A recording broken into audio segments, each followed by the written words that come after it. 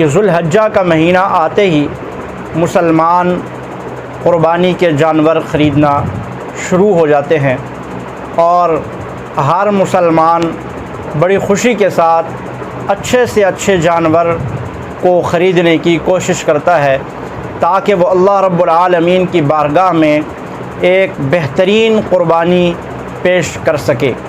یہ قربانی، اس کا معنی اور مفہوم کیا ہے؟ قربانی کا معنی اور مفہوم یہ ہے کہ آپ اللہ رب العالمین کے نام پر مخصوص قربانی کے دنوں میں اللہ کی رضا کے لیے حلال جانور کو ذبح کریں، اس کو قربانی کہا جاتا ہے۔ اور قربانی کی تاریخی اہمیت اور حیثیت کیا ہے؟ قربانی حضرت آدم علی نبینا علیہ السلام کے دو بیٹے تھے، حابیل اور قابیل۔ یہ اس زمانے سے یہ شروع ہوئی ہے، چنانچہ قربانی ہر ملت میں رہی ہے۔ حضرت آدم علی نبینا علیہ السلام سے شروع ہو کر آج تک قربانی کی جاتی ہے، اور قربانی کے مختلف ادوار ہیں، لیکن قربانی ہوئی ہر ملت میں ہے۔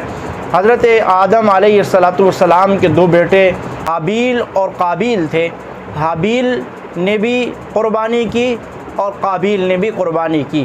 قرآن جس کی گواہی دیتا ہے، جس کا تذکرہ قرآن کرتا ہے، وَاتْلُ عَلَيْهِمْ نَبَأَ بَنِيَّ آدَمَ بِالْحَقِّ اِذْ قَرَّبَا قُرْبَانًا فَتُقُبِّلَ مِنْ أَحَدِهِمَا وَلَمْ يُتَقَبَّلْ مِنَ الْآخَرِ، کہ اللہ تعالیٰ کے لیے انہوں نے اپنی قربانی کو پیش کیا۔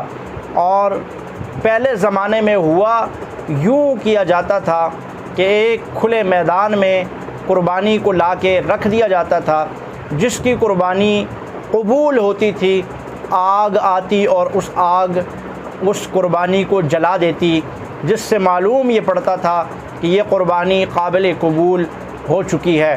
اور جو وہیں پہ پڑا رہتا، آگ جسے اچک نہ لیتی، آگ جسے کھا نہ جاتی، اس کا مطلب کہ اس کی قربانی قبول نہیں ہوئی ہے۔ چنانچہ حابیل اور قابیل دونوں نے قربانی کی۔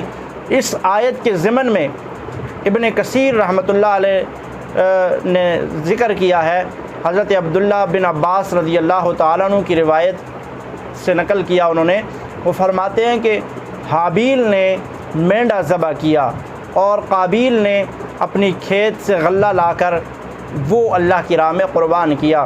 اب دونوں نے ایک جگہ پہ رکھا اور آگ آئی اور حابیل کے مینڈے کو کھا گئی، اور قابیل کا غلہ وہیں پڑا رہا جو قابل قبول نہ ہوا۔ یہ وہاں سے لے کر حضرت عیسیٰ علی نبینا علیہ السلام کے دور تک یہی سلسلہ تھا، قربانی کا یہی انداز تھا کہ ایک کھلے میدان میں رکھ دیا جاتا تو آگ آ کے تأکلہ النار، قرآن کہتا ہے کہ آگ اٹھا کے اس کو کھا جاتی، آگ اس کو جلا دیتی، جس کا مطلب یہ تھا قربانی قبول ہو گئی ہے۔ اور آگ نہ کھاتی تو اس کا مطلب یہ تھا قربانی قبول نہیں ہوئی۔